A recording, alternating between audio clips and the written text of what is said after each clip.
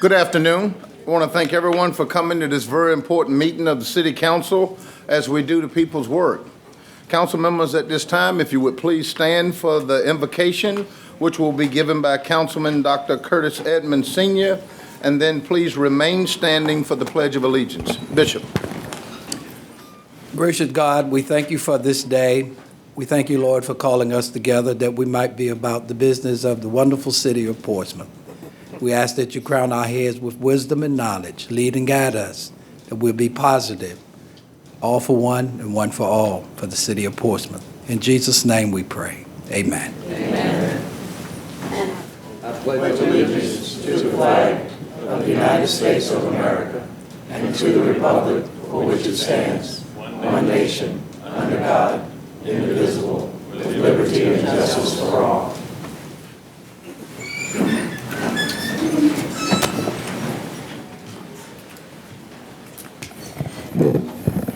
Members of the City Council, if you would, please indicate your presence electronically. 7 members of City Council are present. Okay, very good. Members of City Council, you have before your consideration the minutes of a call meeting of January 23rd, 2016, and a regular meeting of January 23rd, 2016. Are there any corrections? Move for adoption. Second. We have a motion and a second, and you'll be voting electronically.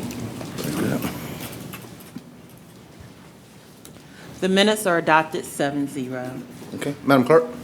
Yes, sir. Ladies and gentlemen, City Council rules require a limit of up to 3 minutes to speak. As you approach the speaker's podium, you will notice a timer. At the beginning of your 3 minutes, you will see a green light. 2 minutes into your remarks, you will notice a yellow light. At the end of 3 minutes, you will see a red light, hear a beep, and we ask that you conclude your comments at that time. While speakers have an opportunity to address council on matters of public concern, all comments should be made in a manner that respects the seriousness of the forum and should not be made in a belligerent, sarcastic, or demeaning fashion. A speaker who fails to observe this basic rule of decorum will be deemed out of order and not allowed to conclude his or her comments. Public hearing. 16-39. Public hearing on rezoning and use permit applications. Item A, Z1508, Seaboard Square. Request of Joseph Bushy with VHB on behalf of Portsmouth Redevelopment and Housing Authority to rezone approximately 9.55 acres from urban residential high and neighborhood mixed use with conditions to general mixed use with conditions to construct a retail center with freestanding restaurants at 1817 Frederick Boulevard. The comprehensive plan's generalized future land use map denotes that the property is located in a mixed-use corridor. Vision principle, a robust economy for working men and women. Electronic roll call, and we have no speakers registered. Good evening, Mayor sir. Wright, members of council. My pleasure to be before you tonight to present this rezoning application to you, which is really presented by the Redevelopment and Housing Authority for what I would consider the residual property at the Seaboard Square project. Slide you have right there gives you a general idea of what the architectural style they would be looking at. That's a conceptual elevation. What I want to point out to you on the right on the zoning map there, you can see the arrow pointing to the location that has that URH zoning. As you may have noted in the presentation, this property actually has 2 zoning districts on it. The actual frontage up towards Frederick contains some neighborhood mixed use. It doesn't show up on this map because our city's GIS system on which the zoning map is based is parcel based, and that property has never been subdivided out of the parcel, so the line doesn't show. But just to make you aware, the reason that the description says there's 2 different zoning categories is because they're in fact the residential piece, sort of the residual from the development of the residential part of the project, and the neighborhood commercial that's up towards the front. I'm sure you're all very familiar with the site, but here we are. This is an aerial. The site location itself is outlined in red. You can see the Kroger Marketplace up to the north above it, and you can see the interchange for 264 down to the south, and the Seaboard Square property as it abuts it there on the side.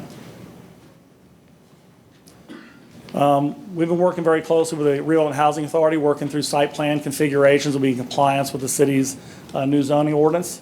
We've also been working very diligently to try to make sure that the residents that are on Depot Drive and the Seaboard Square property aren't going to be facing a line to the back of commercial buildings. So this is the conceptual layout of the property.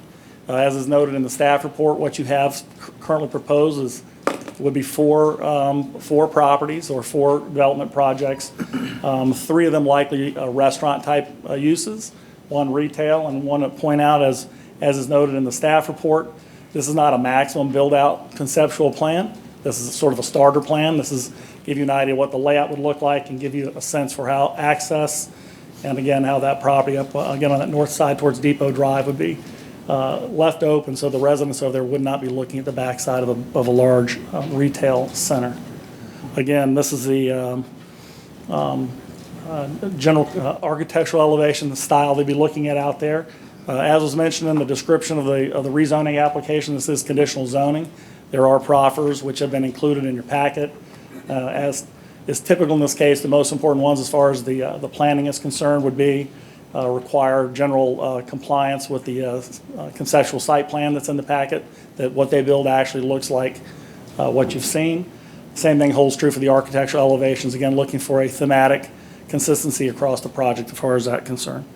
Planning Commission considered this project at their meeting on January the 5th. They voted unanimously to recommend approval, and that pretty much concludes my presentation. I would note that there's a presentation from the Redevelopment Housing Authority that's going to follow me, so I'm going to invite Kathy Warren from PRHA to continue the presentation on this project for you. Okay, very good. And I certainly stand by for any questions you might have. All right, thank you. Thank you, Bob.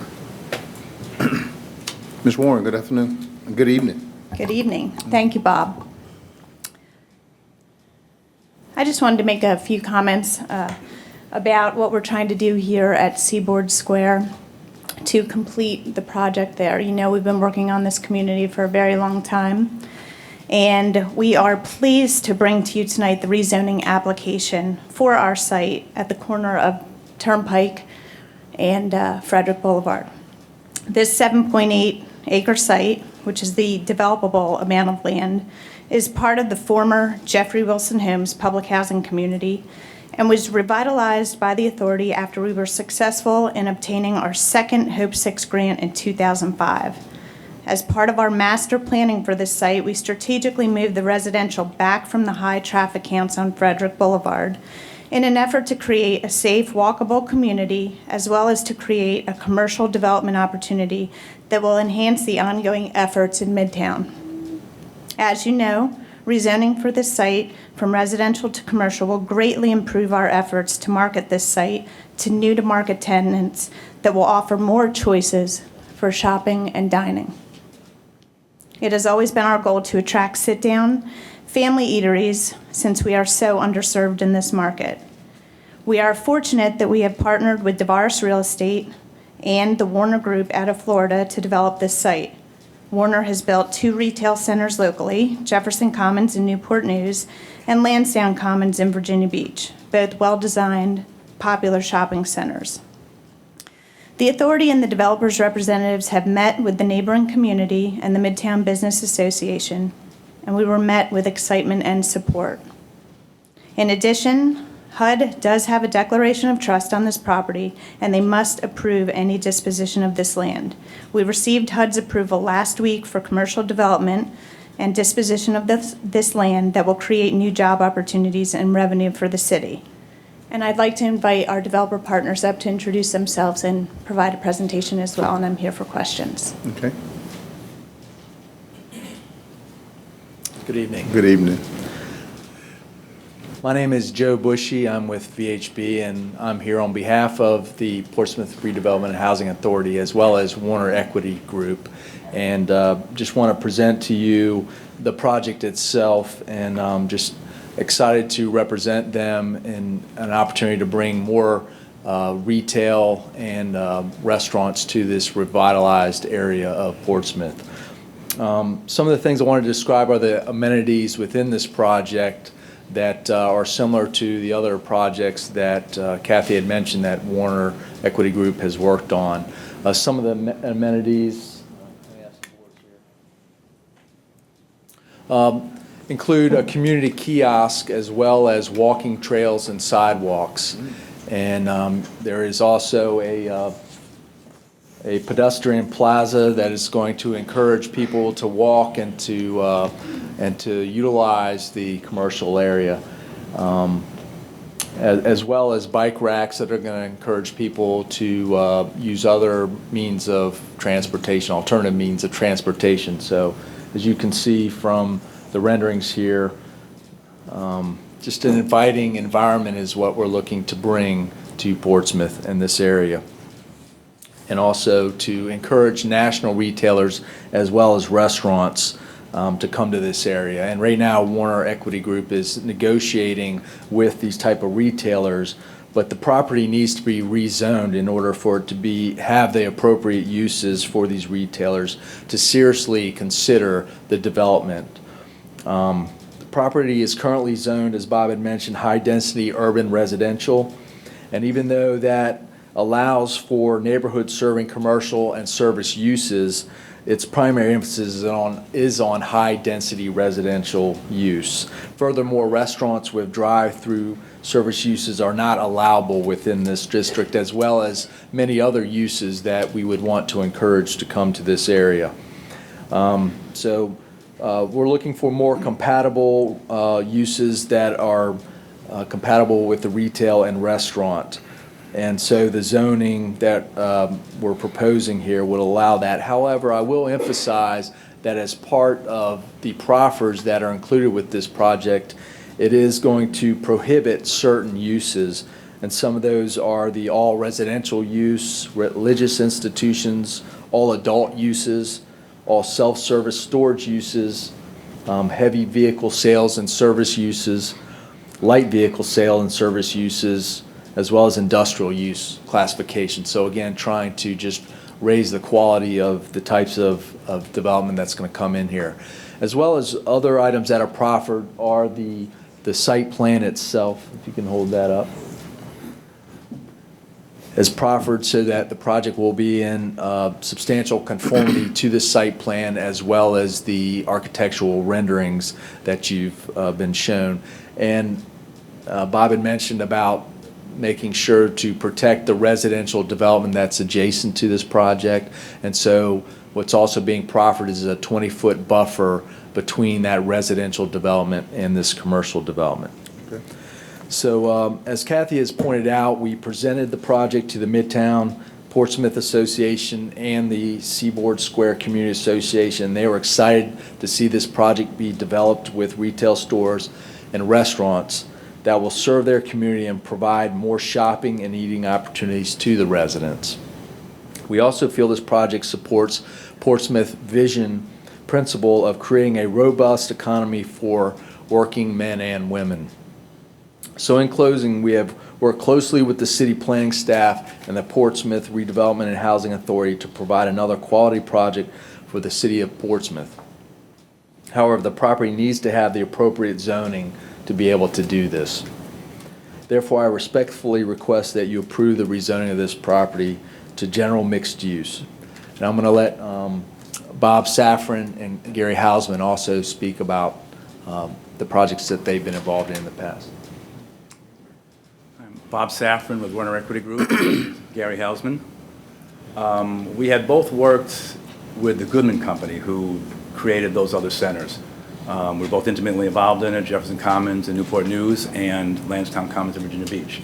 Obviously, the scale of Seaboard is not the same as 70, 80-acre sites, but certainly we're looking to build that same kind of quality, that same kind of sense of place, and some of the amenities that Joe had mentioned, we're trying to put into this project, the bike racks, the walking paths, the little central kiosk where there could be some community mentioned and advertised, as well as trying to bring in the right type of tenants, restaurants, retail to the project.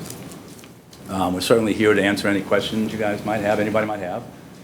And we're ready to answer anything you might want to know. All right, thank you. What our plans are. Dr. Whitaker? Yes, thank you for the information. What's the total cost for the project estimated to be? It's a little bit difficult to say now because we're not building everything. We may be ground leasing and selling some pads to people. We may build some, so it's kind of hard to say at this point. So what you're planning on building, what's the estimate on that?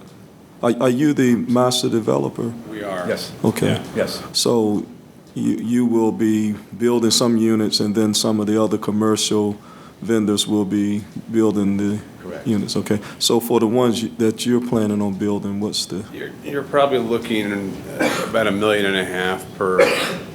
per unit, per building, to $2 million, depending on the size of the tenant. how many buildings you're talking about? Probably 1 to 2. We've had more interest in purchasing and ground leasing from tenants than we've had for tenants that are looking to do a build-to-suit. Especially the restaurants. They really want to buy their own pads and do what they do, as opposed to have someone build for them, so.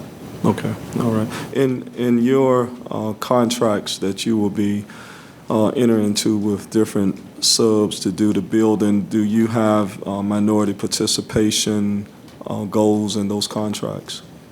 We haven't gotten that far yet. Most of these tenants are waiting to see what happens with the rezoning before they make a final decision as to what they're going to do. Well, no, I was asking in your contracts, because you're saying you're the master developer, you're going to be subbing out some of that work. Yeah, Do we're you not to the point yet of taking bids on construction. We've just done engineering. Do you typically in your contracts have minority participation goals? We typically, depending on the market that we're in, go out to the most qualified contractors in the area and. Well, ask them I'm to not bid. saying most qualified, I'm saying do you have minority contracting goals in your contract? Because the issue of qualified and minority are synonymous. It's not like you're going to get unqualified vendors. We just had this conversation with Hal and with Kathy, and just recently, and obviously, we'll be working closely with them on this in terms of the contractors and even employment. So we'll be working with them on that. Okay, well, can I ask the Housing Authority, Portsmouth Shore, for Portsmouth Redevelopment, Mr. Short, is he here? Yeah, I see Mr. Short here. I Yeah. also see Kathy. Yeah, Mr. He's Short is pointing at the, you, Kathy. Mr. Short is the executive Yeah, no. director. Yeah, Mr. Short, if you would come up, please, sir.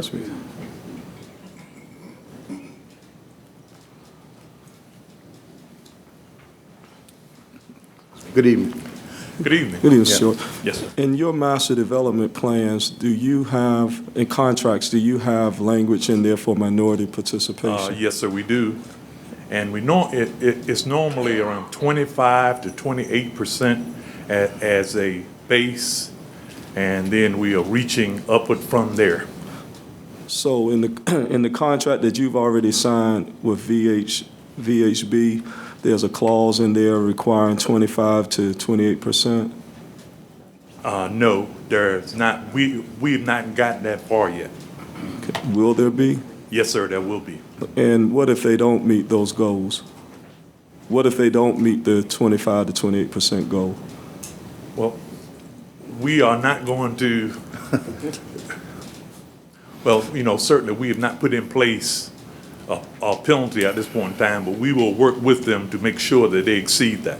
Right, because if it's nothing there requiring it, it's not Yeah. going to happen, and Yes, sir. you know that from Yes, sir. past experience. Yes, sir, we will identify the base and we will work with them to exceed that. Right, well, my concern, which I have been voicing, is that we keep spending all of these millions of dollars on these projects, and we're not including minority participation, we're not enforcing it nor requiring it. We are, And so I would hope that your administration would make sure that that's in place. yes, sir, that will happen. We And- will not only encourage it, we will require, and we will enforce it.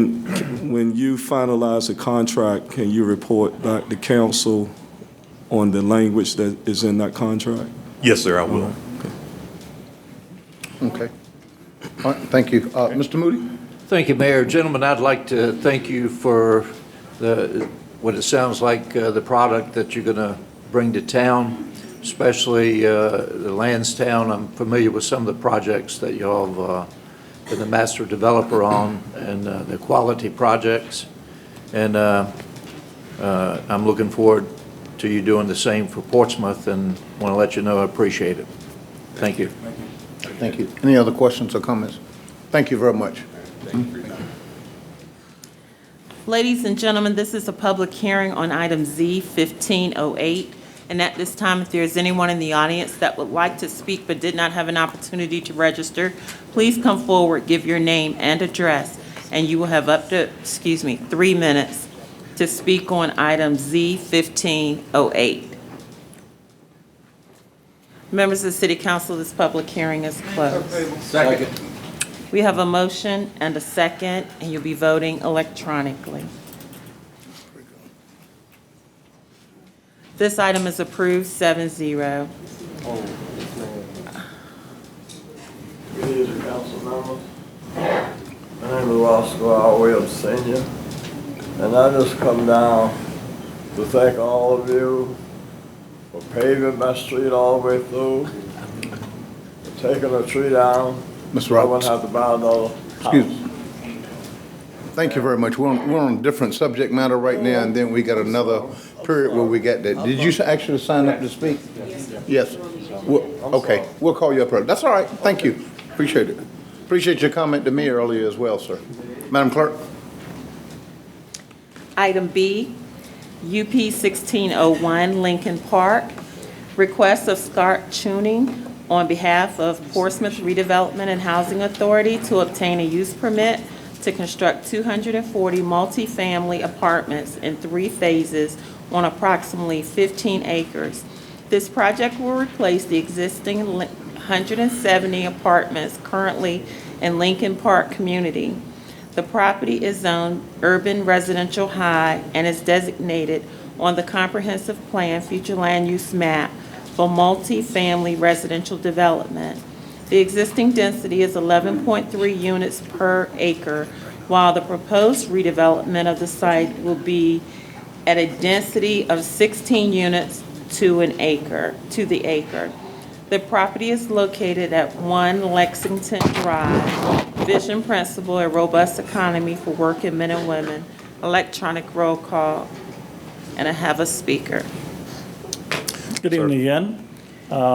As the city clerk noted, this is a use permit for basically the redevelopment of the Lincoln Park property. I just want to point out, city council members, you recall a few months ago, you amended the zoning ordinance require use permits for multifamily projects. This is your first one that's coming to you under that amended code requirement.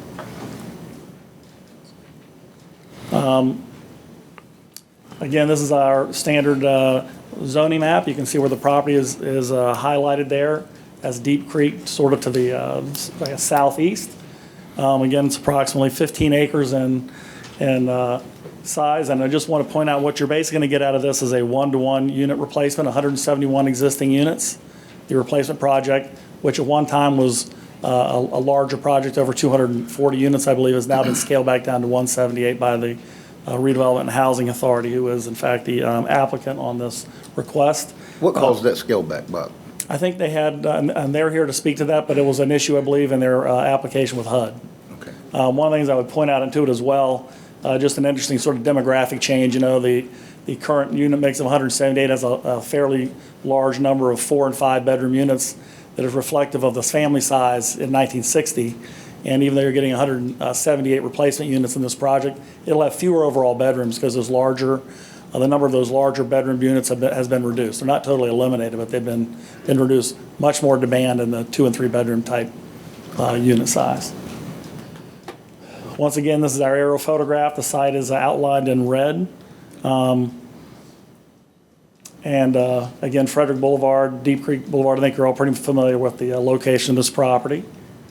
And again, this is a photograph of what it looks like today.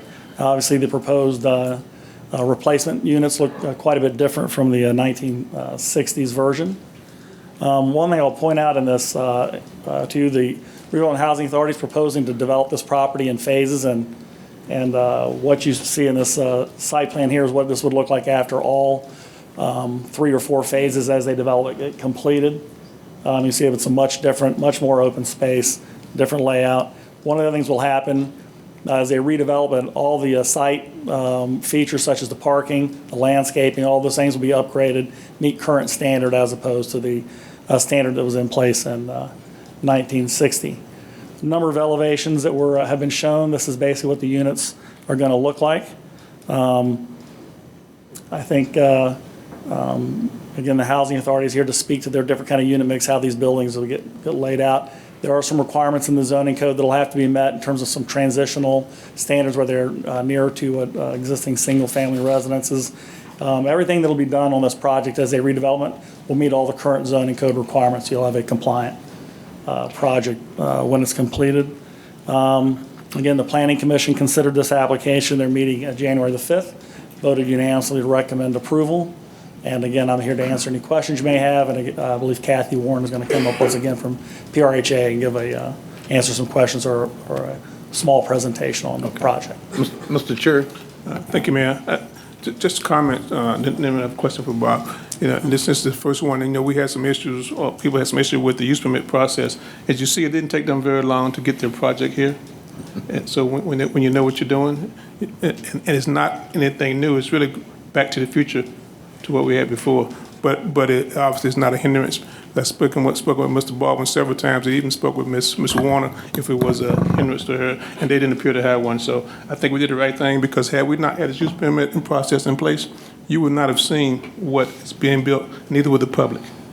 So that serves its purpose right there. Thank you. Mr. Moody? Thank you, Mayor. Maybe my question is directed to Ms. Warren. The current residents there, will they be relocated during this construction phase, or are these empty units currently? Yes, sir, they will be. Any resident that's there at the time when we actually start the process and close will be relocated temporarily, or if they decide to go permanently using housing choice voucher, they can do that as well, but they will be given first opportunity to come back to the units. We have just under 50 units vacant at this time, Right. And so we've got the rest that we will work with one-on-one in order to relocate. So they'll be relocated via a voucher, or do we have accommodations and other public housing? Both of those, and then we also have, since we're phasing this project, they can just move within the community. Then they can come back to Lincoln Park once they're rebuilt? Correct. Okay. Thanks. Thank you. These are going to be done in 3 phases, is that correct, Kathy? Yes, sir. Okay.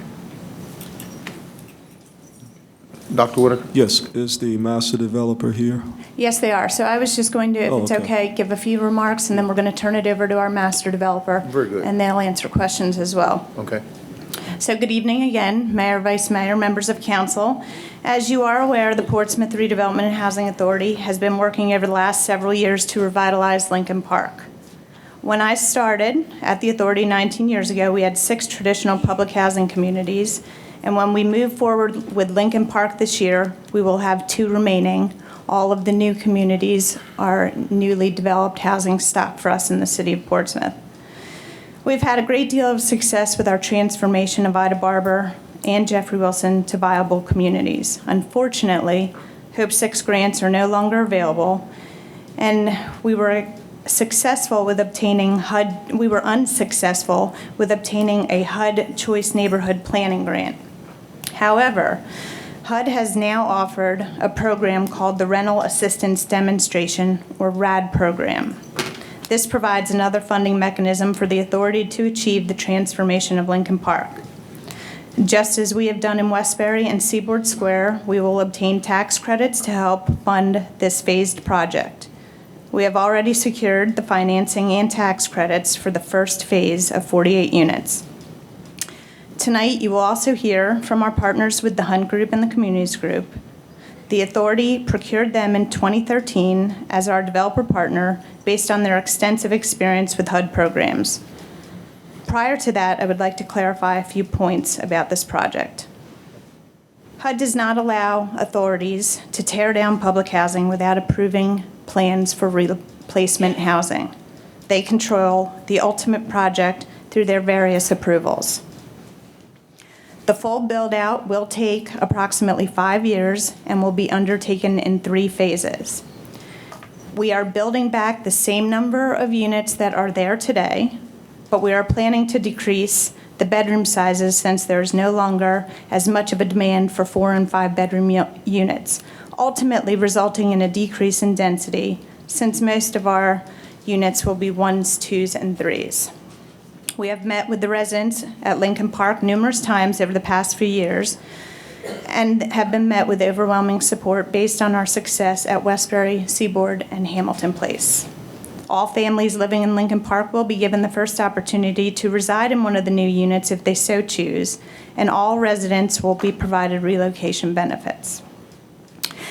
The authority will be implementing the Good Neighbor policy at the new community, just as we have in Westbury, Seaboard Square, Hamilton Place. This means that all new applicants must be working, elderly, disabled, or actively engaged in our family self-sufficiency program 6 months prior to application in order to be considered for occupancy.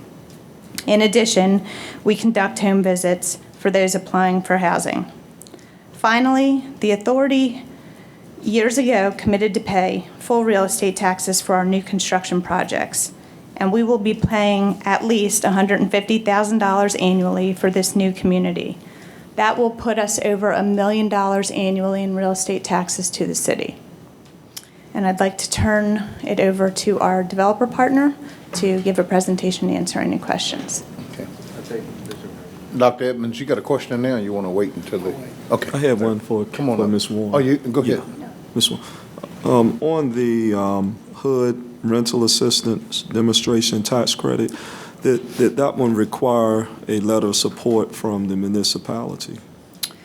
I need to double check for the application that we submitted for the RAD. It did not. No, sir.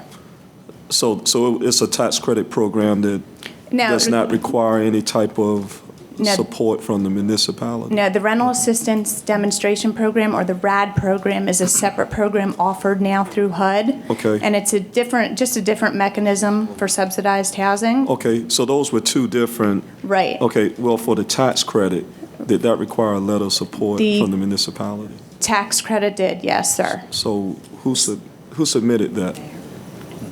I did one that, yeah, I think I did. The mayor did, okay, all right. That's all I need. All right, thank you.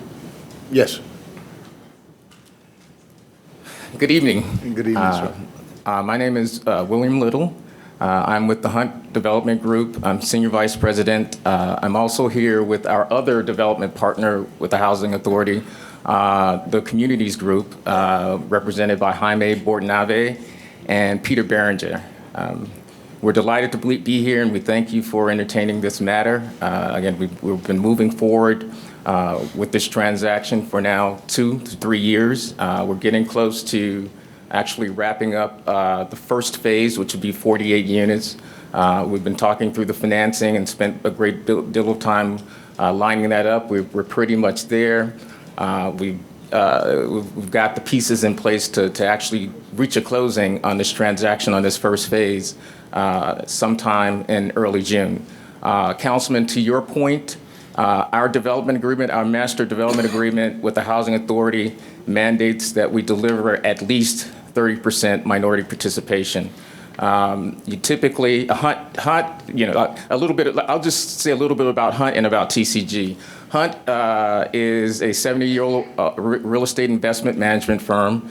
We've been in the housing business for decades. We've partnered with housing authorities, and so we know what's important. It's not just the bricks and sticks. I mean, it is the economic development opportunities, job creation, and that sort of thing. TCG has been in the affordable housing business for over 40 years, and they're experts in HUD transactions. And HUD also closely monitors things like Section 3 participation, that is resident jobs, community business jobs, and MBE opportunities. So we're very sensitive to that. I, in a prior life, spent 10 years with the Chicago Housing Authority on the development, overseeing development and construction, and I can tell you, I spent 60% of my time on making sure that we're compliant with our MBE goals and making sure that residents actually see real jobs and real opportunity from these types of developments. So we are very sensitive to this. And what I will say is we plan to begin to do the outreach, to start to reach out to businesses, subcontractors, vendors, and so forth, starting next month as we start to get closer to closing. We didn't want to get too far out of it because people lose interest if you reach out to them a year before you actually break ground. So that process will start next month. We'll be working with the Housing Authority to talk about and develop enforcement mechanisms, whether that's a third-party monitor to make sure that we're complying with our goals. But other than that, we're moving forward and we're working through that process. And again, we should be breaking ground sometime in June. Okay. Dr. Edmonds. Yes, thank you, Mayor. I'd like for Mr. Short to stand up, please.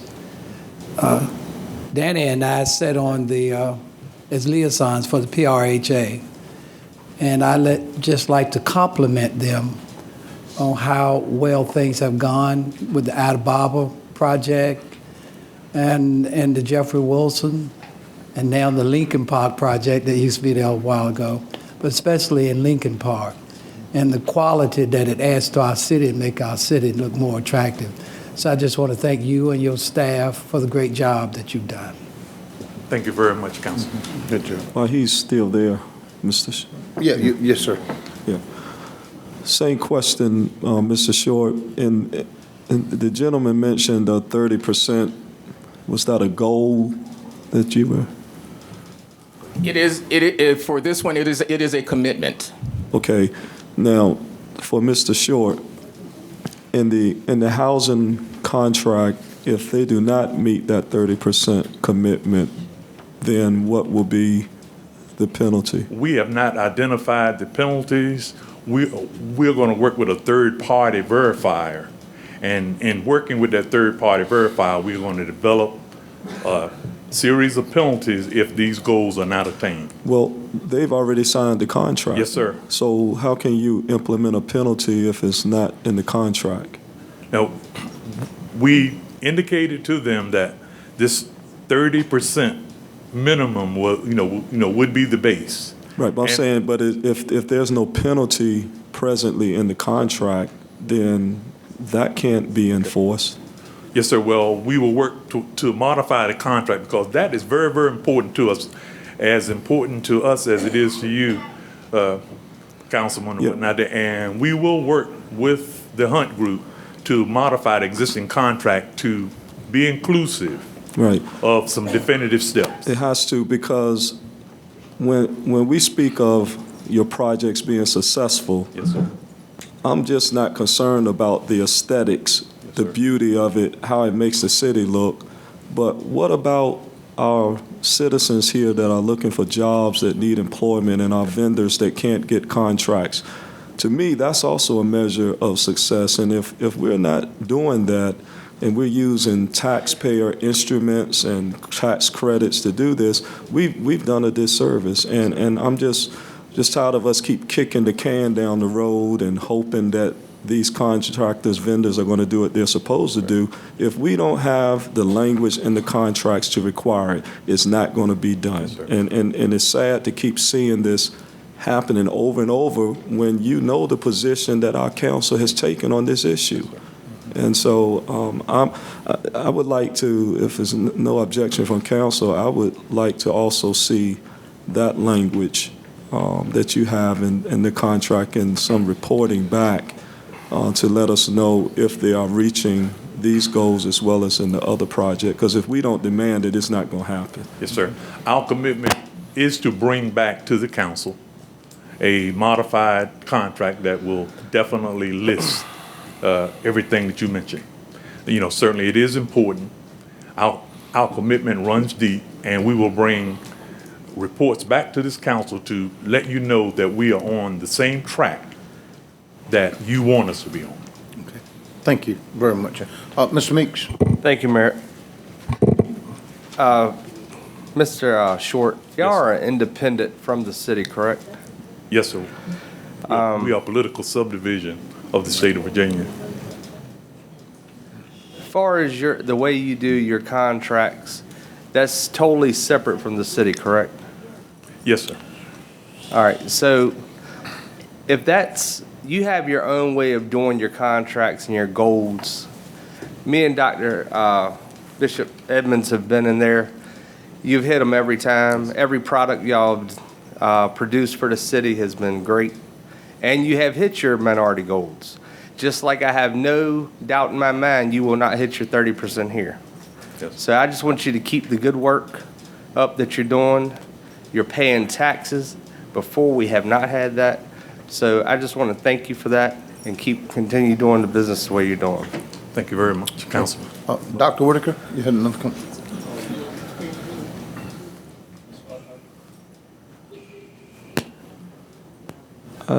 I think I should be able to make my comments without other comments being made through the microphone to the contrary. Yeah, I understand. Okay. I think we deserve that respect. Okay. Right.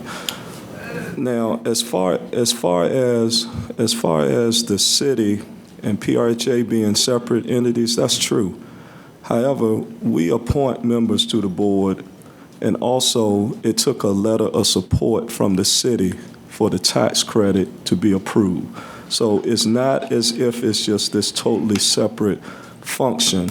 But we have an interest in what happens in the city, and we have an interest in equity and fairness. And if we keep having these type of attitudes about the questions that are being asked because they haven't been asked in the past, maybe we wouldn't have had a 74-year contract that we saw in PRHA if those questions had not been asked. And so I would ask that for those who aren't as conscious of this issue, if you're not conscious of it, please hold your thoughts. Mr. Moody? Well, got a question, and I'm going to go ahead and answer it. Hopefully, Mr. Short will. HUD, y'all answered the HUD, is that correct? Yes, sir. And HUD comes down and makes sure that you're upholding the law of the land reference That is minority correct, participation. The last time I recall, y'all got pretty high marks as far as a report card from HUD. Is that correct? That is correct, sir. That's all I need to know. Thank you, Mr. Short. Thank you, Mr. Moody. Mr. Short, thank you, and sir, thank you very much. All right, Madam Clerk? Yes, sir. Ladies and gentlemen, this is a public hearing. At this time, if there, excuse me, I have a speaker. Mr. Purvis Richardson. And then we'll call on the speakers.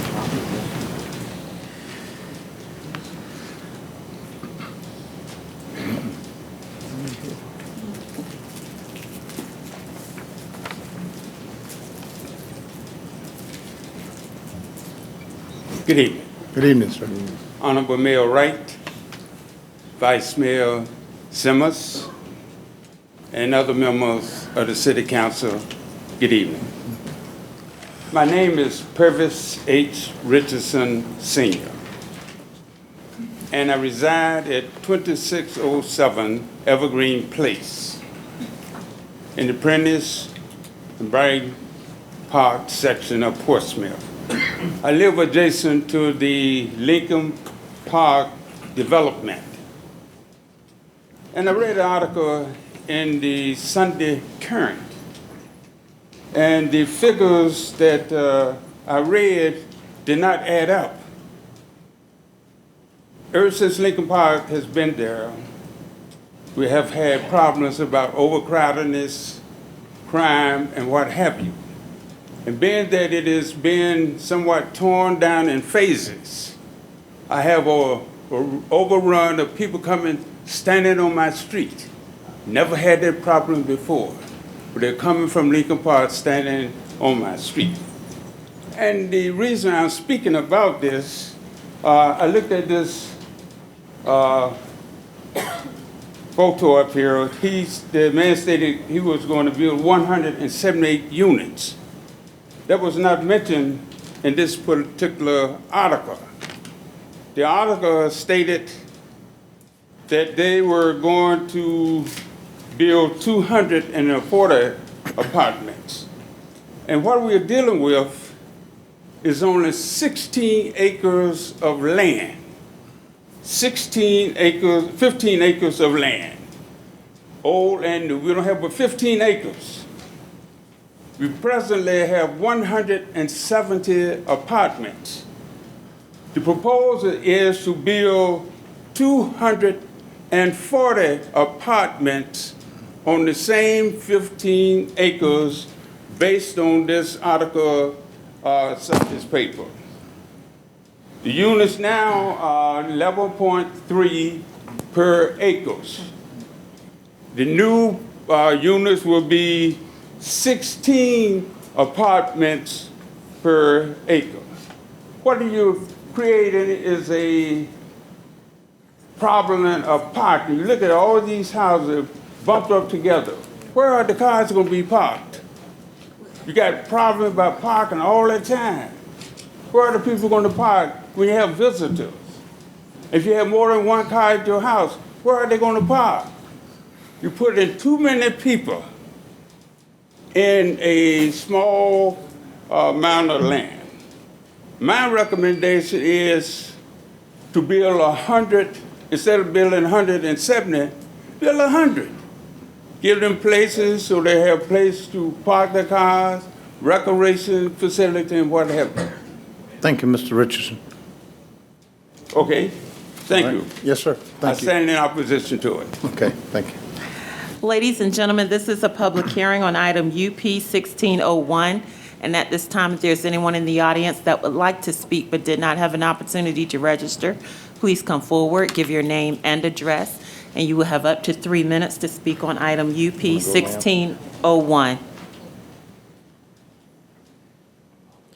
Members of City Council, this public hearing is closed. Second. Let me get to the vice mayor first, and then I had a question. I want, if Mr. Short or someone can come and answer the question that was just posed by Mr. Richardson. Okay, all right, Vice Mayor.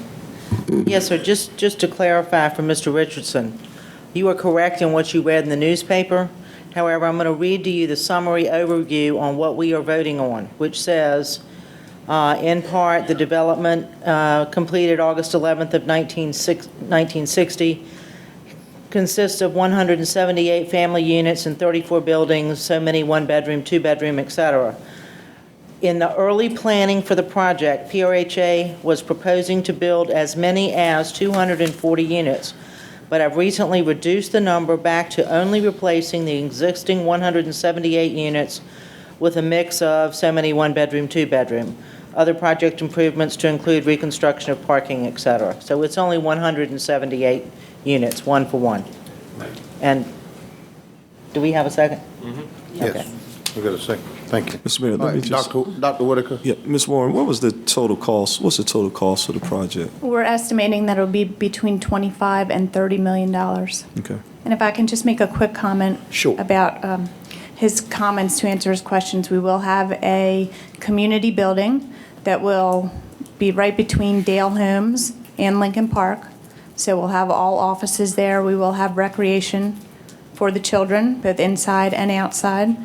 And yes, again, we're building just 178 units. We are planning to lower the bedroom sizes. So that will ultimately lower the density Okay. of individuals. Okay, thank you. Mr. Richardson, you okay with that? Yeah. Can I see a thumbs up? Yes, sir, thank you. All right. Council members, you have a motion and a second, and you're voting electronically. This item is approved 6-1.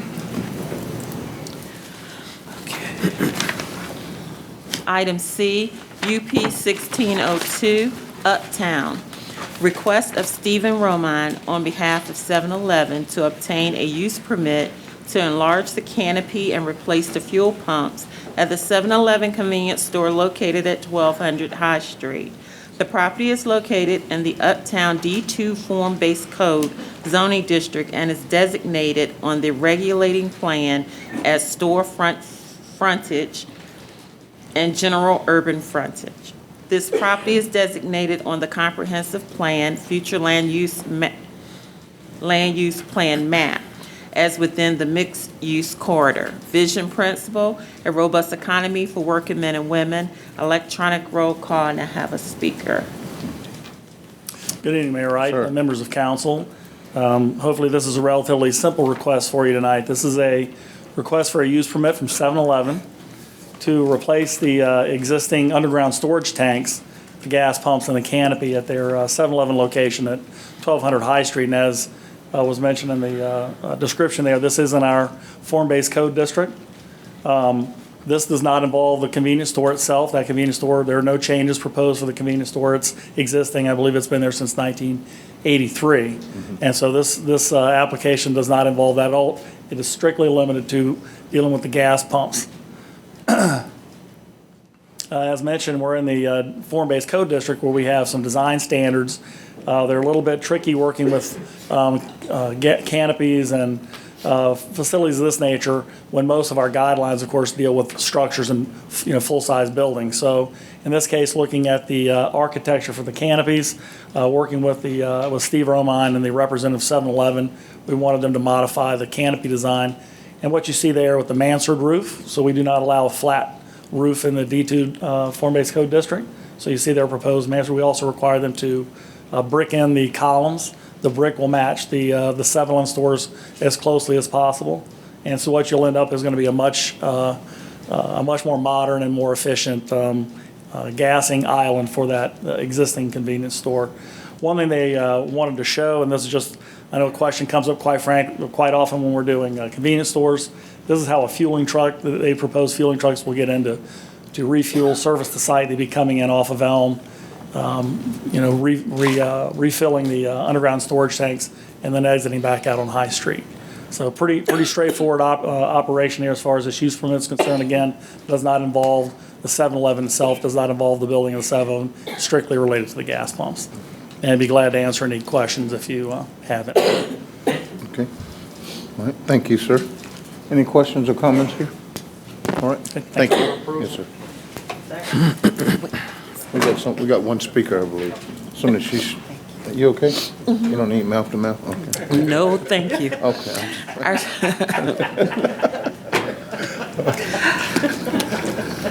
Our speaker is Mr. Ray King.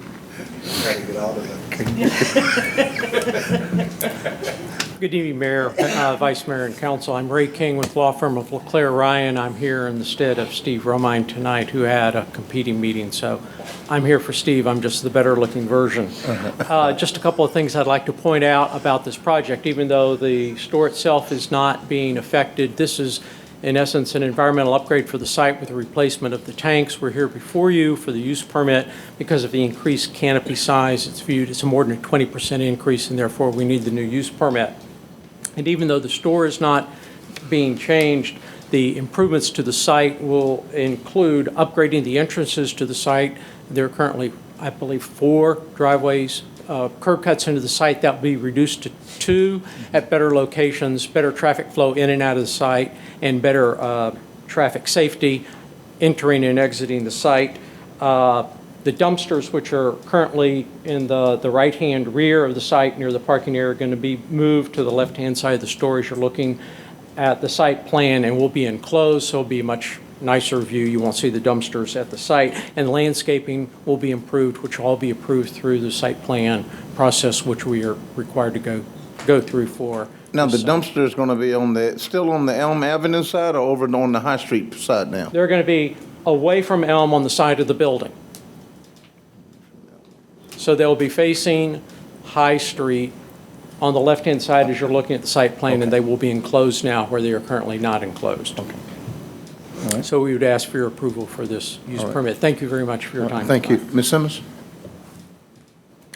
Yes, sir. I just wanted to say, as a building I drive by almost every day, it's a wonderful improvement, and I'm looking forward to it. And that's a really important corner for us, so an improvement there. Let's hope that rising tide floats all boats. Thank you. Madam Clerk? Yes, sir. Ladies and gentlemen, at this time, this is a public hearing on item UP 1602. And at this time, if there's anyone in the audience that would like to speak but did not have an opportunity to register, please come forward, give your name and address, and you will have up to 3 minutes to speak on item UP 1602. Members of the City Council, this public hearing is closed. Move approval. Second. We have a motion and a second, and you'll be voting electronically. This item is approved 7-0. Excuse me. City Manager's Report 16-40, adoption of an ordinance to appropriate the sum of $137,363 in the instrument classification, the instruction classification of the overall and third quarter FY 2015-16 grant fund budget for the Portsmouth Public Schools, vision principles, quality of life, and lifelong learning community. Electronic roll call, and I have no speakers. Move adoption. Second. We have a motion and a second, and you'll be voting electronically. This item is adopted 7-0. 16-41, adoption of a resolution authorizing the city manager to execute a deed of easement to the Virginia Electric and Power Company, Dominion Virginia Power, on the property owned by the city of Portsmouth and having a street address of 234 Mayflower Road for the proposed purpose of installing and maintaining subsurface electrical facilities. Vision principle, efficient, responsive government. Electronic roll call, and I have no speakers. Second. We have a motion and a second, and you'll be voting electronically. This item is adopted 7-0.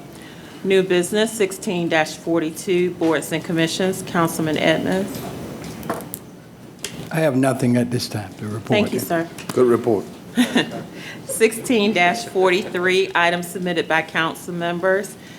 A resolution adopting the city council's newly revised vision principles for the future of the city of Portsmouth. Electronic roll call. I thought we're tabling that, Mr. Mayor. It's being deferred. Right. There's a motion to defer by the Vice Mayor. Is there a second? Second. Yeah, All we have right, a second by Mr. Meeks. All right, Madam Clerk. We have a motion and a second to defer this item, I'm assuming to your next meeting? Yeah, to the next meeting. Okay. Yeah. Dr. Whitaker, before we go. Not on this motion. Oh, okay. All right, very good. Okay. All right. So we have a motion and a second to defer this item to your February 23rd meeting. You'll be voting electronically. Very good. This item is adopted 7-0. Okay, very good. Dr. Whitaker? Yes. I would like to just read some information before I make the request for council to consider, and this is in regards to the monument. And I would like to put into the record, it's a statement from Judge Martin Clark, who is in the General District Court, the Circuit Court in Patrick County, and he put out a statement in regards to Confederate symbols that I want to read, particularly since we do have a lot of young people that watch this telecast. And it says, Confederate symbols are simply put offensive to African Americans, and this reaction is based on fact and clear, straightforward history. Bigotry saturates the Confederacy's founding principles, its racial aspirations, and its public pronouncements. For instance, the declarations of causes, the legal and philosophical grounds recited by the Southern states for leaving the Union could just as easily be called the South's demand to mistreat black people.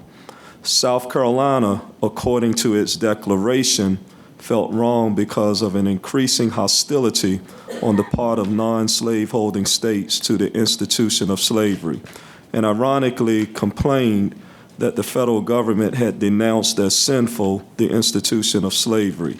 Mississippi, main reason for leaving the Union, is unmistakably framed and repeated early and often in its causes document. Our position is thoroughly identified with the institution of slavery, the greatest material interest in the world. The Mississippi document goes on to condemn the notion of Negro equality socially and politically, and finds fault with Mississippi residents being denied the right of property in slaves. Georgia listed its grievances with reference to the subject of African slavery and insisted on its right to hold slaves. The single specific injury mentioned in Virginia's actual secession ordinance is the oppression of the southern slaveholding states. And finally, lest there be any doubt exactly why Black Americans might legitimately find the symbols of the Confederacy unsettling, here are the words of the Confederacy's Vice President, Alexander Stephens, on the subject of slavery and race. And he quotes, "Our new government is founded upon exactly the opposite ideas. Its foundations are laid, its cornerstones rest upon the great truth that the Negro is not equal to the white man, that slavery's subordination to the superior race is his natural and normal condition."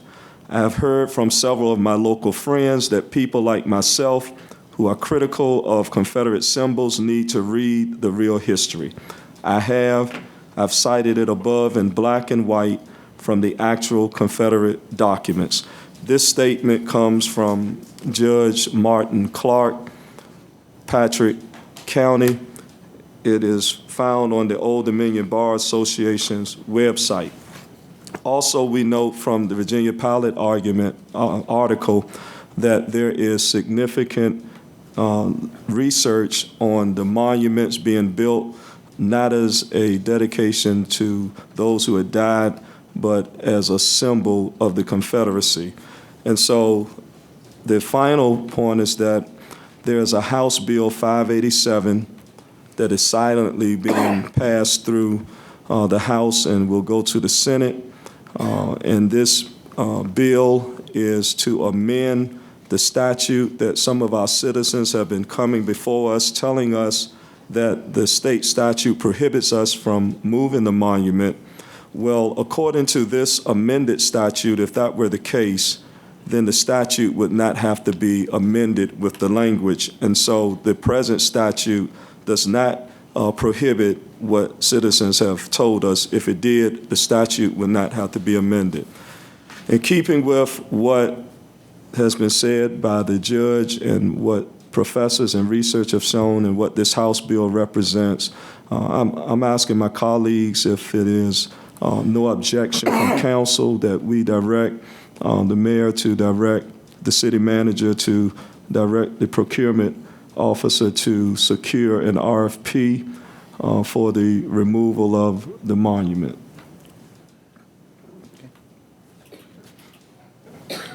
That's in form of a motion? No, that's not a motion. That's a, if there's no objection, if there's no objection from council. Yes, there's plenty of objections. Okay, objection Moody, objection Simmons, objection Meeks. Is there any other objections, them three? Okay. Support, Mr. Chair? Yeah, Mayor, you know, I understand what Dr. Whitaker's point of view, but now is not the time to in my personal opinion, to be doing this. We've got a lot of turmoil right now, and I don't think this would do. Only thing this would do is right now is add more to it. That process is going through the court process. We talked earlier about allowing the court process to take its course. So I still think that we should do that, and going out and securing a bid for money to remove a monument that for money that we probably shouldn't be spending for that right at this time is probably not in our best interest. Okay. So your position is to wait until we agree to allow the process to go through, and so I think we should still do that. I'm not in favor of going out and procuring a bid at this time. I understand what the monument means to a lot of people. I don't like it either, but there's a bigger and probably a greater good right now that can be served by not stirring up that hornet's nest at this time. Okay. All right, well, that's 4 not in favor, so it does not move forward. All right? Anything else on that issue there? All right. Vice Mayor. Are you all still talking about that issue? Because I got something else. Yeah, That was a whole new issue. Oh, Yeah, I'm sorry. I just wanted to say to Mr. Cherry's comment that the issue that we're looking into is to get an RFP. That has nothing to do with any type of commitment to funding. That's just a commitment to finding what the cost would be at this point. And I'm committed to it that if it becomes a financial issue, I'd be willing to give my council salary towards it because that's how deeply I think that has stained our community. All right. Thank you, Dr. Whitaker. Okay, Vice Mayor. Okay. Bishop, are you still on this topic? I got a question. Okay. Oh, we're still on this topic? All right, Dr. Edmonds. Since we've already given some talk to what we were going to do, such as Mr. Cherry was saying, I'm in agreement with what Mr. Cherry has said because we've already put something in place to see about how we're going to react with this. And I'd just like for us to stand on what we've already said. Okay. Let me, Mr. Moody? Thank you, Mayor.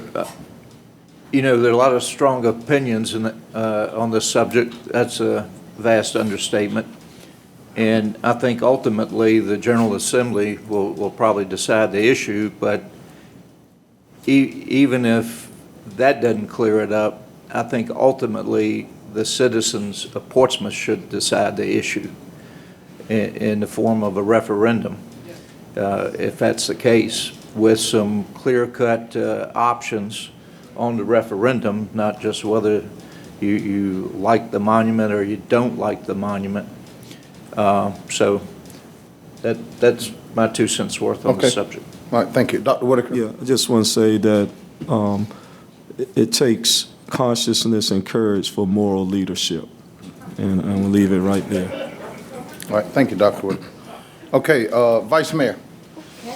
Moving right along. I'm going to talk about 2 things I'm very passionate about. Public safety and the arts. So before I do that, I want to publicly thank Dr. Patton, our city manager of 160-some days. 3 days. 163 days for having a wonderful process that was very inclusive of the public and the sworn police and firefighters in selection of a new police chief and fire chief. To that end, I hope you all were able to attend the public interaction with the police chief candidates a few Saturdays ago and know that Chief Chapman will be sworn in on Monday, February 22nd in these chambers at 9:30 a.m. And of course, 10 a.m., excuse me. 10 a.m. on February 22nd in the city council chambers, and of course, that's a public ceremony. This coming Saturday, the rescheduled public interaction with the fire chief candidates will be held this Saturday, February 13th at 9:30 a.m. here in the council chambers. So the public is invited to come and see those candidates for fire chief, give their presentations, and make known your thoughts. On another matter, it is still Black History Month in February. You'll see these brochures all over the city. There are still some wonderful things going on, particularly at the Children's Museum, at the Community Colored Library, at the Craddock Branch Library, the Churchland Branch Library. There's some African drumming and dance and folklore this Saturday at the Children's Museum at 11:30 and at 1. There's also some readings by Frederick Douglass at the Craddock and Churchland branches at 2 o'clock on Saturday. There's a lot of great stuff going on, so pay attention to these brochures. It's too much to say here, but a lot of good stuff going on. All right. Thank Very you. good. Madam Clerk? Yes, sir. 16-44, report on pending items, and we have none this evening. 16-45, non-agenda speakers. Our first speaker is Mr. Joe Wright.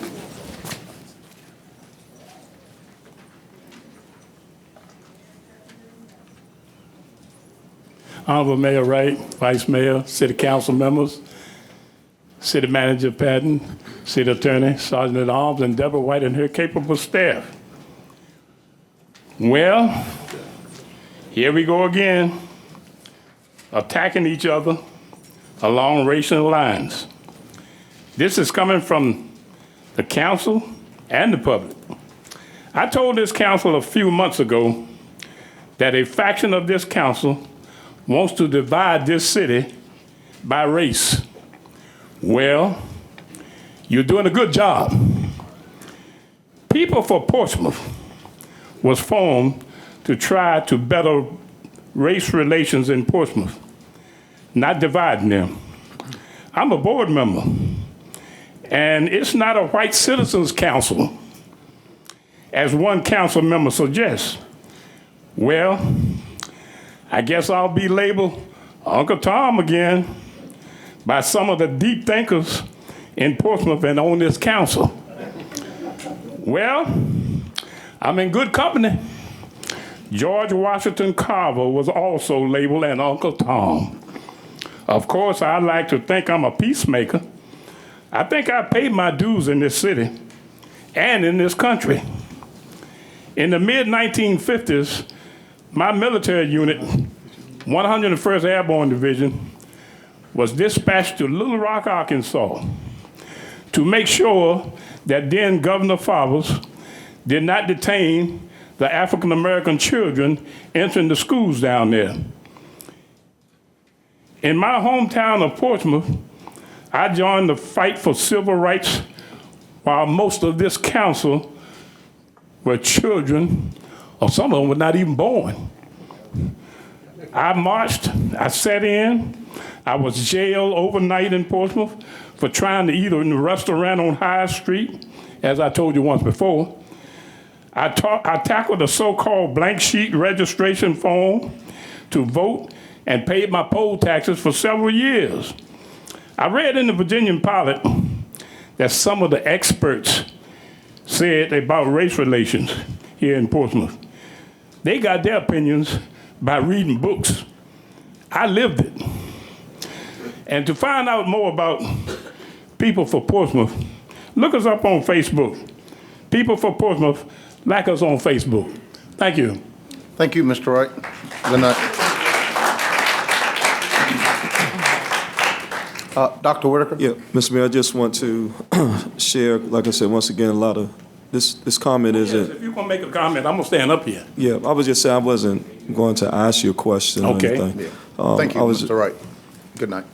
I was just, once again, we have a lot of young folks who watch this, and I would ask them to go research George Washington Carver, and you'll find out not that he was a Tom, but you will find out that he died not a rich man, because many of his inventions were not patented because of white privilege and some issues that he had back then.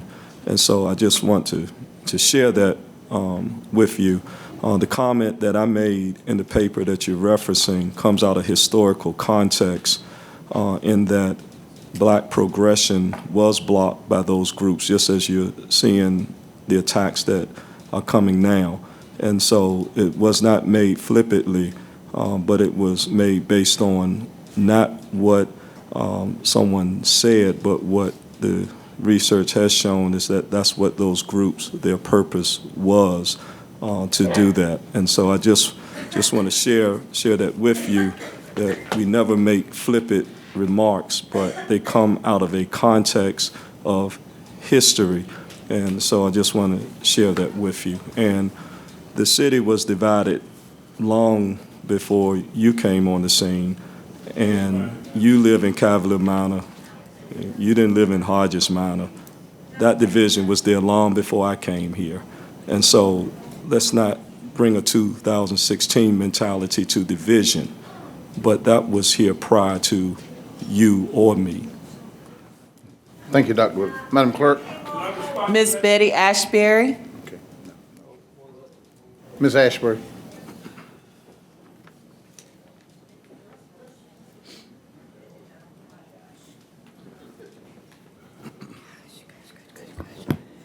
Betty Ashbury, Churchland section of Portsmouth. Mayor, referring to your interview with the Journal and Guide, you implied that the elite, whomever the elite are, were upset with the new control on City Council. Mayor, you're playing the old blame game. You're dividing and conquering. And you know what? That's been used by, I'm an old lady, that's been used by politicians forever. Get some new material. You know, you and your posse can attempt to remove all the monuments. You can have closed-door meetings. You can refuse to answer questions. You can try to divide us. You can call speakers stupid and ignorant when they hit a nerve. And you can reduce the non-agenda speakers from 5 to 3 minutes. But I'm going to tell you something. The good citizens in this city, black, white, and Hispanic, that want to see our city return to the place of peace and harmony that it used to be, and once again be able to call this city and be proud to call it our hometown, you ain't going to divide us. Now, there's been a black majority on council before, and color doesn't matter. It depends on the caliber and the integrity of the person, and if they're there working for all of the citizens of Portsmouth, and not there for their own agenda and self-gratification. Councilman Whitaker, at the citizen meeting, you spoke about the monument, and you asked how we would feel if a swastika was placed in the middle of the city. Well, and interestingly enough, the swastika originally was a symbol supposed to bring good luck. It was turned clockwise by the Nazis in Germany and became a symbol of fear and hate. Lesson being, you can turn anything intended for good into something evil if you have hate in your heart. This, it all came to beginning in the 40s when there was one man so consumed with control that he plunged the world into World War II. The only thing he did was leave his country in shambles. And the moral of this story is too much control in the wrong hands can bring destruction instead of construction. Thank you. Thank you. Mr. Steve Carroll.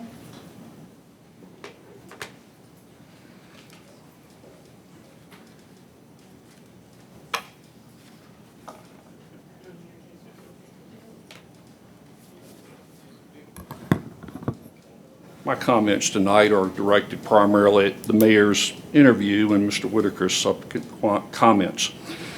Since day one of your tenure, Mayor, you have exhibited a despicable level of divisiveness in your rhetoric and conduct. According to you, Mayor, the good old boys are behind the negatives being directed at council. When you've driven off your critics with your tyrannical firings and administrative edicts, who will take their place? Your good old boys? Nothing has changed. It's the same old game with new faces. I'm not a good old boy. Nobody pulls my string, and I sign my own scorecard. Given Portsmouth's over-the-top teen pregnancy rate, murder rate, and armed robbery rate, it's ironic that a small handful of Portsmouth preachers are preoccupied with partisan politics and blame society for their own failures. Race-baiting politics have no place in this city, and neither do politicians who employ such divisive tactics. Portsmouth's immense growing problems will only be solved by the combined strengths of every citizen in this city. Self-serving divisiveness guarantees the extinction of Portsmouth. And I'm going to summarize my comments with an excerpt from the writings of Admiral Hyman Rickover, father of the United States Nuclear Navy. Responsibility is a unique concept. It can only reside and inhere within a single individual. You may share it with others, but your position is not diminished. You may decline it, but it is still with you. You may disclaim it, but you cannot divest yourself of it. Even if you do not recognize it or admit its presence, you cannot disclaim it. If the responsibility is rightly yours, no evasion or ignorance or passing the blame can shift the burden to others. Unless you can point the finger at the man responsible when something goes wrong, you have never had someone actually responsible. Mr. Whitaker, I'm going to go shake that man's hand. Not patronizing him, because he's a man. He acts like a man. Will you shake my hand, Mr. Wright? Thank you, Mr. Carl. And you're a disgrace, sir. Mr. Carl. Mr. Randy Bailey.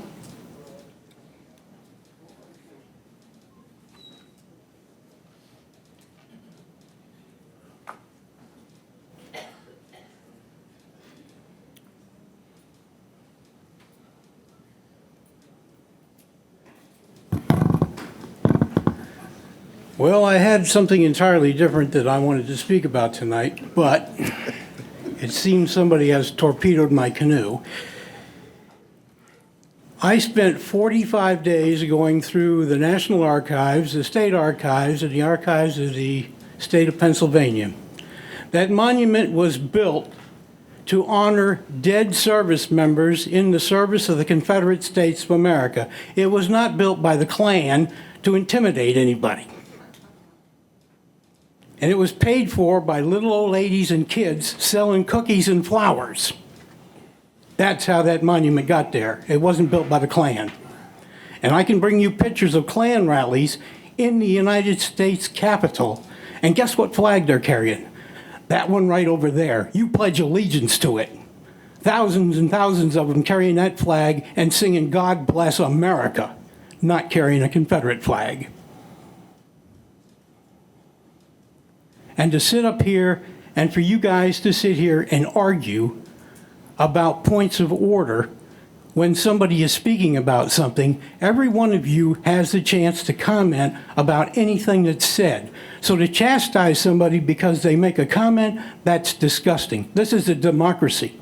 Everybody has a chance to voice their opinion. Nobody up there is God. And when it comes to the school budget, you better recluse yourself because that's a conflict of interest. And if you don't want to pay your taxes, you still can resign now. Thank you. Good night, Mr. Bailey. Mr. Mark Godeldik-Yatrovsky.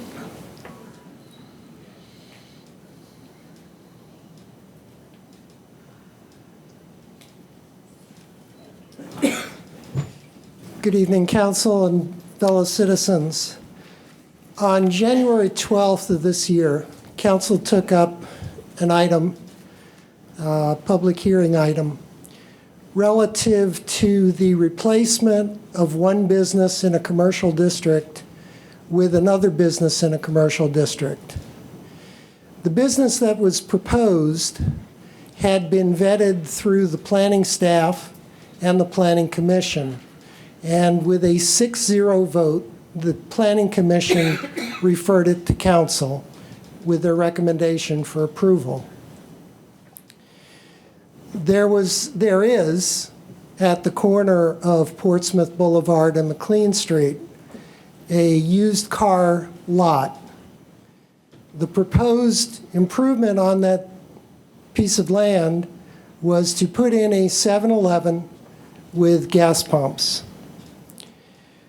As one of the planning commissioners, Commissioner Youngblood, pointed out during the hearing before the Planning Commission, the estimate of the land valuation was that it would double under the new use, which would mean twice the amount of real estate taxes coming into the city of Portsmouth. So it would go from around $600,000 to $1.2 million in valuation. When it came time to take the vote, there was only one comment from Council Councilmember Edmonds said something to the effect that there are too many 7-Elevens in the city already. And without further discussion, without any consideration to the applicant as to why a majority of council was not going to approve that, on a 4-2-1 vote, council disapproved it and elected not to have it reheard as they could have done at the next meeting of council. You leave an impression with people bringing business to Portsmouth that it's an arbitrary and capricious vote on your part, and you leave a similar impression with the citizens of Portsmouth. At least have the courtesy to all of us to explain why you don't want to improve a piece of property. Oh yes, there was no objection at the Planning Commission or in the council hearing to that proposal. Thank you very much. Thank you, sir.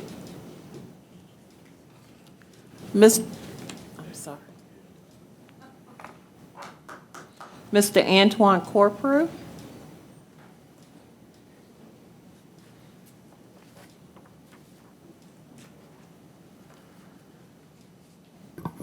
Good afternoon. Giving honor to God, Mayor, Vice Mayor, City Council.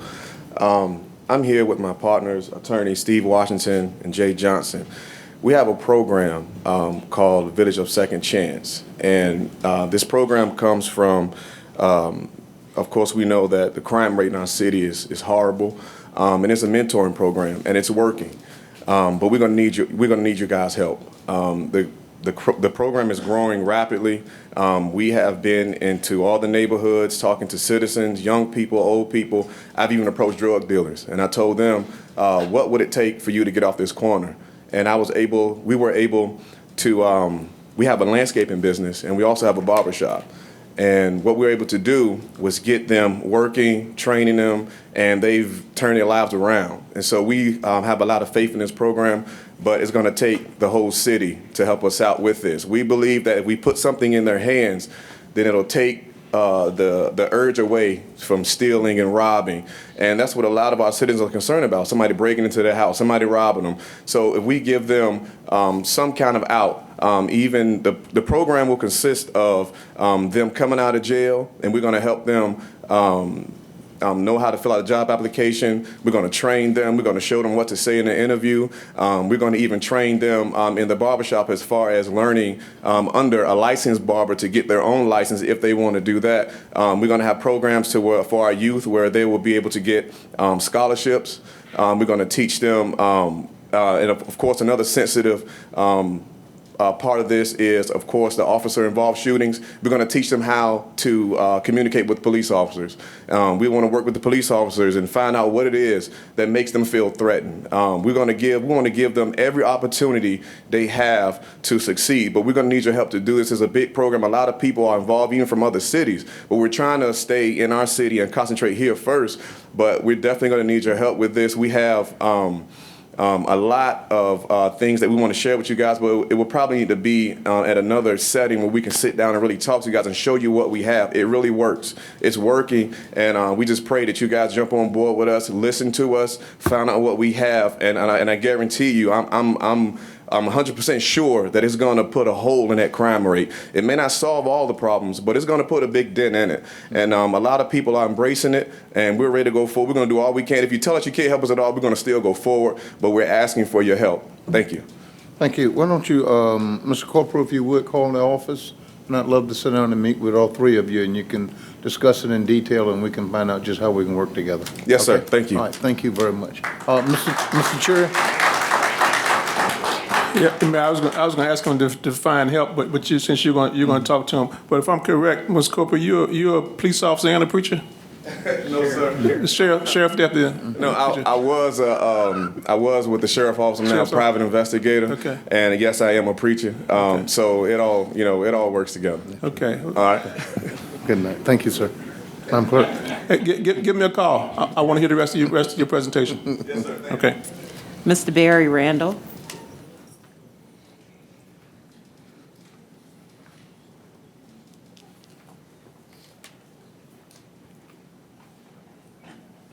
Good evening, members of City Council. My name is Barry Randall from the Brighton section of Portsmouth. Can we give those gentlemen a round of applause for their hard work that they're doing? My grandmother taught me a long time ago, when you mess up publicly, you fix it publicly. I want to say to Mr. Joe Wright, because a couple of months ago, but we reap what we sow, because now I'm being called Uncle Tom, so we can share that. But I want to apologize to you, sir, for agreeing that you was an Uncle Tom, because now that my eyes have been opened, I see that it's okay for us to ridicule the white people, but if we come up here and be critical of anybody that's black, it's an issue. I'm here today because, first of all, my father, Barry Reginald Jones, Mr. Mayor, you said in an interview a couple weeks ago that people shouldn't exploit people that have lost loved ones. My father was killed July 1981 in the city of Portsmouth. It took them 2 weeks to find his body. I believe that was a month after you had graduated. You all went to school together. I guess he was a little couple grades higher than you. But nevertheless, my father dropped out of school and pursued a life of crime, selling drugs, and he paid for it with his life, which caused me to be without a father for 34 years of my life. I was 3 years old when he was killed. So I take this very personal when you all see me down here fussing about crime. It bothers me that we have a predominantly black council, but yet and still we're concerned about a monument, but we're not concerned about the fact that the shootings that's happening in our city is by black men. We're not concerned that it's black kids that are dying in our streets. We're not concerned that at IC Norcom High School we didn't have math teacher for our black kids. It bothers me that in our elementary schools we have 35 to 40 children in these classrooms. It bothers me that our children can't even read or write their name, and these are black kids. But we get a pass because you all want to say that you all give money to the school system. Just because you're funding the school system doesn't mean that our children are learning and attaining the information that's given to them. So let's put our cards on the table today. It appears to me that for real, we have an agenda going on. You can't dismantle the old good old boy network and then become the old good old boy network. God did not allow these people, myself included, to put you all in office to get even. And it appears to me that you all focus is to get even. You all know how many people I have hammered against, and you all can't take constructive criticism. It appears to me that instead of owning the wrong, because Mr. Mayor, you do a lot of interviews here lately with people that will tell your side of the story. But the reality is, be honest, you all have an auditor to look into the old dealings of Mr. Moody and the former city managers. But you won't tell that publicly because you have an objective that you all are doing for the MLK. But there's an old nursery saying, Humpty Dumpty sat on the wall. Humpty Dumpty had a great fall. All the king horses and all the king's men couldn't put Humpty Dumpty back together again. When they're done with you, what's going to be left of you? Good night, sir. Mr. Moody?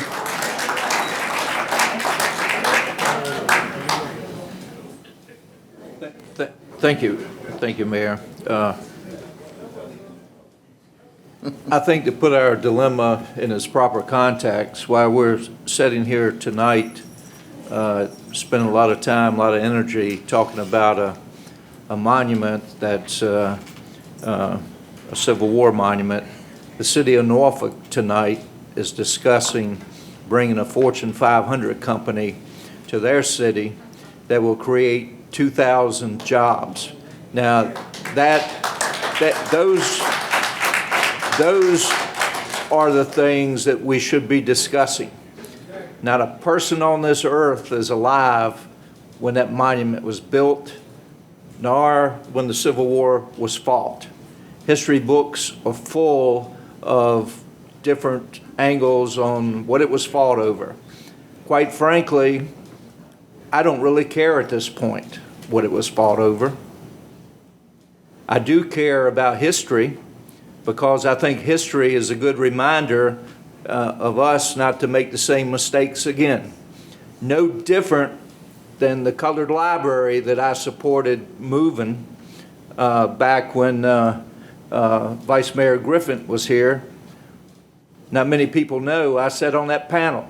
I supported spending public money to move it because I think it's important to know what that represents, and it represents a time that we don't want to go back to. Just like the monument, although it's a war memorial to the dead, it is the Civil War, and I can respect that. But nobody wants to go back to that. But by the same token, when we get to erasing things that we as individuals or groups don't like, that sets a pretty dangerous precedence, I think, when we start tearing down things. What if a group comes along and they don't like that statue of the Spanish-American War standing out on Crawford? Are we going to cave in and tear that down as well?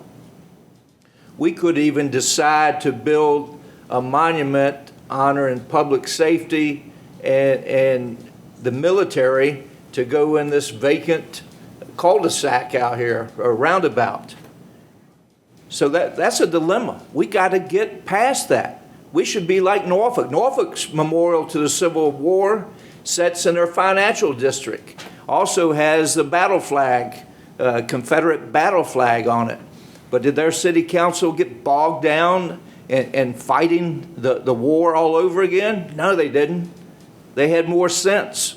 We haven't come to the point yet where we've got more sense to let's get on with the business of this city. And the business is bringing jobs here. Thank you, Mayor. All right, thank you, sir.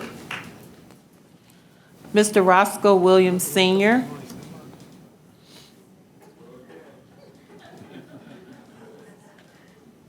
It's your time, Mr. Williams. Take your time, sir. I don't feel 80, and I don't look 80. No, sir, you don't look 80. I'm gonna make this real short and quick. Speak in that mic if you would, Mr. Williams. The vision don't go anywhere. All it does is stir the pot. It's the city council. All y'all get on the same page. I guarantee the citizen of Portsmouth will get on the same page. Well, you think people are coming to Portsmouth? We are sitting on a gold mine. All you got to do is go to sleep tonight. Thank God if you wake up in the morning, the same pennies that you lay down with is going to be the same pennies that you get up with. And every dollar, $50 bill, $100 bill, what does it say? In God we trust. Once we get on the same page, why do you think all these people are coming to Portsmouth? Frederick Boulevard, they never had that much business. I come in 1973. Tower Mall, Mid-City is all we had. I had to go to men's store to buy my clothes, right? Then I come on High Street and go to the quality shop. They say, well, why you go in there and buy your clothes? Because when I put a suit on and lay down and get up and can go catch an airplane with no wrinkles, God is good. God is good. Y'all have a blessed night. Get on the same page, and I guarantee you, you won't have no problem. Thank you, Mr. Williams. All right. Ms. Donna Sy.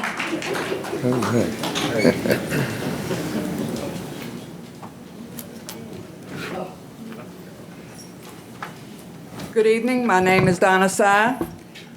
I live in the Woodbine Farms neighborhood. Principles of Liberty 7, the proper role of government is to protect equal rights, not provide equal things. City Council is forcing the 32% taxpayers to provide equal things for those who don't work and calling it economic and social justice. We the people will not delegate to government the power to do anything except that which we have the lawful right to do ourselves. We are entitled to protect our life and property. Therefore, we delegate to government the authority to set up a police and fire force to protect our lives and our property. That's it. But City Council is demanding that the taxpayers submit to their fake disparity study, they are using this pretense to take away our rights in order to have an equal distribution of goods. In reality, this fake study is depriving all of us, rich and poor, our equal rights, the right to enjoy our lives, liberty, and property. City Council is denying us, black and white, rich and poor, the freedom to prosper, and as a result, locked us into a poverty mentality. A poverty mentality encourages destructive and lawless behavior and conduct without consequences. So it's okay to commit offenses, fail to perform tasks and functions required by law, to exceed authority, to make decisions tainted by unreasonableness, injustices, oppressive conduct, improper motives, and lack of justification. It's okay to make decisions of unreasonableness, to pay $44,000 to Mercer from Atlanta to fill 4 executive positions, to rehab the Pines by taking $99,000 from the senior center, $75,000 from Churchland Primary gym flooring, and $800,000 from Douglas Park Elementary gym addition. It's okay to do injustices by denying reimbursement for insurance. It's okay to have oppressive conduct by an increase of $7 for motor vehicle licensing fees with no public notice or public hearing. It's okay to have improper motives by purchasing 801 Water Street for $2.8 million and taking 1801 Portsmouth Boulevard off the tax roll. It's okay to fail to give reasons why the city bought 801 Water Street and 1801 Portsmouth Boulevard. It's okay to make mistakes of fact and law and create an $11.7 million gap in the budget that began July 1st, 2015. City Council is purposely creating economic disparity, social chaos, and racial war out of a desire for centralized power and a disturbed sense of superiority, instead of their proper role of protecting equal rights. Lord, hear our cry. Save the people of Portsmouth from our rulers. Thanks for listening. Thank you, ma'am. Mr. Tom Mutlow.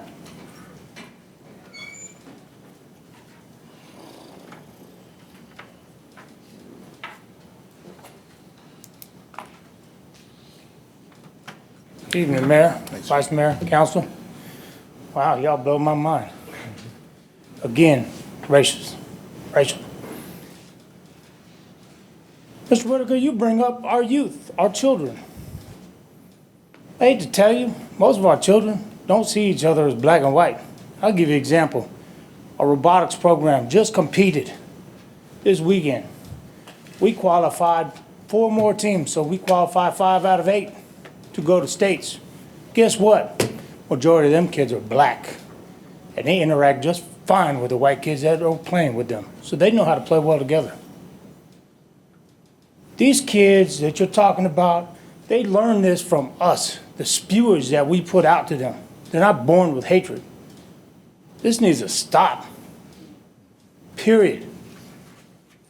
I don't understand it. It's not rocket science. We can't go back and change the past. We need to live for the future. Not everything is black and white. Again, our children qualify for state. I'm so impressed with them. These kids have worked hard.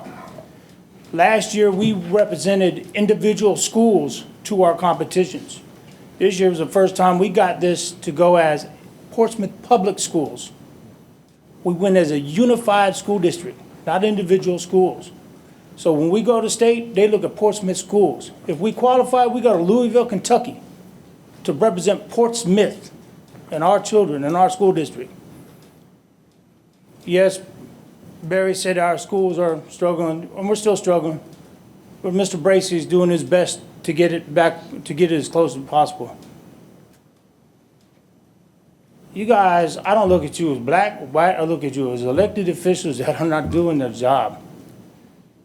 And if you don't learn to stay out the newspaper and the media, you're never going to help fix this problem. I'm so dependent right now whether I let my son finish his school year, finish high school, take a loss on my house and get out of here. Yeah. Because this is stressful on my kids. I had to yank my daughter back from going off on you, Mr. Whitaker, and that's sad. Good night, sir. Miss Antoinette Franklin.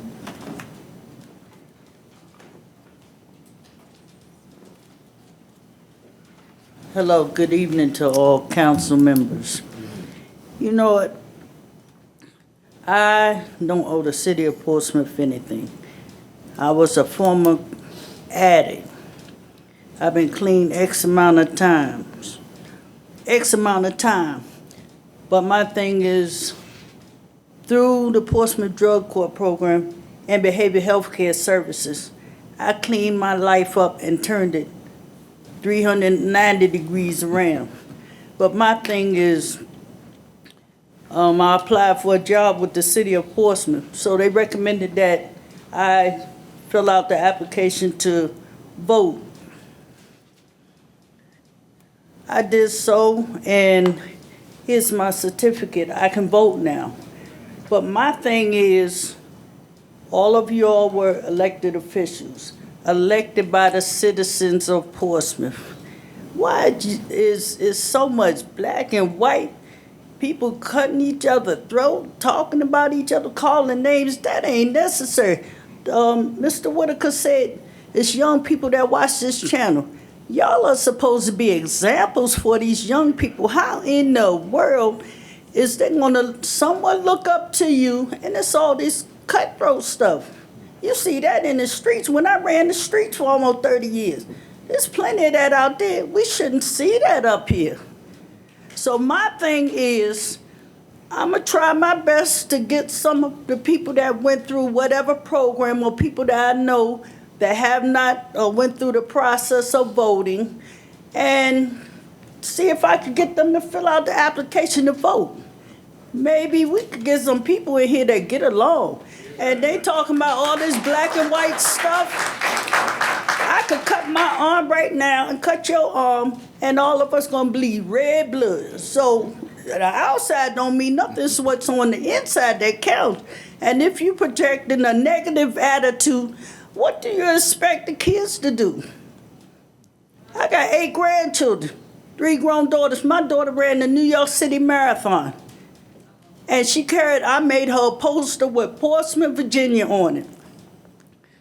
All the boroughs of New York City, she ran in 4 hours, 43 minutes. And felt like running some more. I told her she was crazy. But please, try to be an example for those that are younger than us. And like I said, I'm grateful that I did get this paper. I thought it was a bill for my mama yesterday. Gonna find out from the governor that I can register to vote now. Make it so that I want to vote. The last time I voted was when Wilder ran for governor. How long that been? Wow. I don't see nothing worthwhile voting for. Now I done broke my neck. Thank you. Y'all have a good day. Thank you. Congratulations, Ms. Franklin. Ms. Pam Phelps.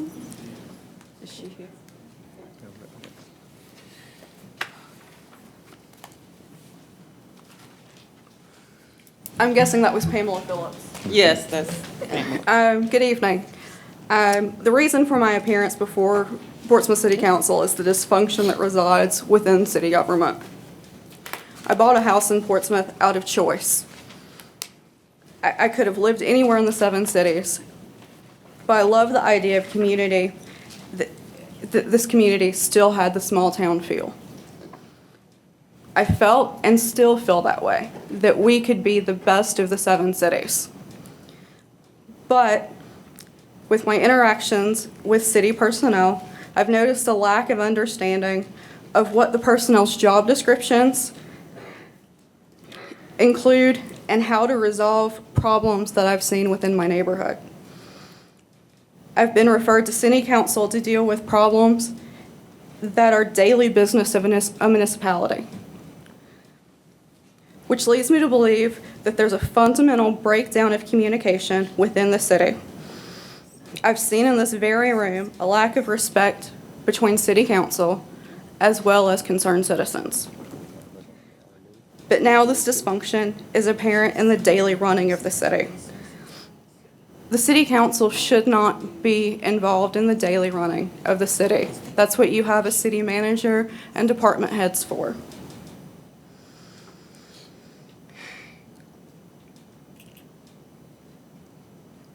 But I've also been given the impression that all or part of the council is meddling with the day-to-day operations, mainly from the mass exit of department heads for a multitude of different reasons. The running of this community has to change. It is not one group versus another group. The change needs to start at City Council.